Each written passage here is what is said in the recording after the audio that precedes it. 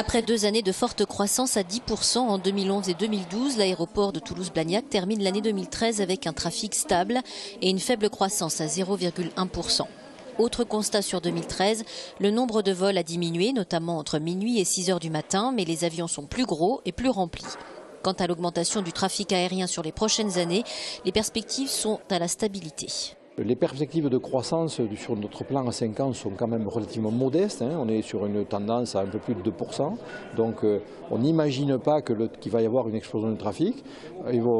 Notre objectif, c'est d'avoir une offre supplémentaire, c'est-à-dire d'ouvrir des choses qui ne sont pas ouvertes aujourd'hui, en particulier à l'international. En termes d'infrastructure, on a beaucoup investi les années passées. On l'a dit, on avait investi pour quelques années, donc on va se calmer en matière d'investissement. On a un programme d'investissement qui est 2 fois et demi plus faible que celui des 5 années précédentes, c'est normal. Donc on va travailler plutôt sur la qualité de service, sur l'adaptation aux compagnies aériennes, quels sont leurs besoins.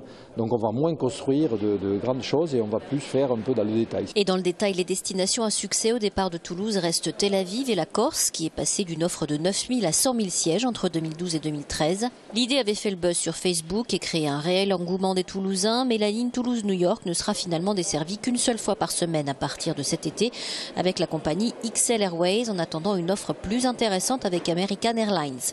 Parmi les nouveautés 2014, on aura essentiellement donc de l'Europe avec Hambourg Germanwings, puisque Hambourg aujourd'hui est opéré mais en vol privé pour le compte d'Airbus, donc avec Germania. Et là ce sera donc la filiale low cost de Lufthansa qui opérera un vol 4 fois par semaine.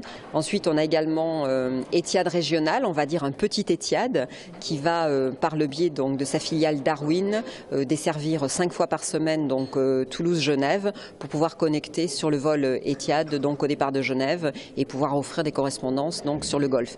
Mais on ne désespère pas néanmoins pour 2016 avoir une des 3 compagnies du Golfe, des Émirats Arabes Unis, soit Emirates, soit Qatar Airways, soit Etihad donc pour desservir Dubaï, Abu Dhabi ou Doha et avoir la possibilité surtout d'avoir des correspondances donc au départ de ces plateformes-là, et notamment par exemple l'Australie. L'aéroport de Toulouse-Blagnac cherche aujourd'hui à se développer sur l'Europe du Nord et l'Europe de l'Est, priorité sur Moscou, Budapest, Varsovie ou Copenhague.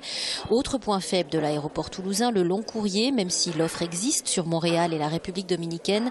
L'objectif, c'est d'être présent sur d'autres destinations d'Amérique du Nord et sur les Émirats Arabes Unis.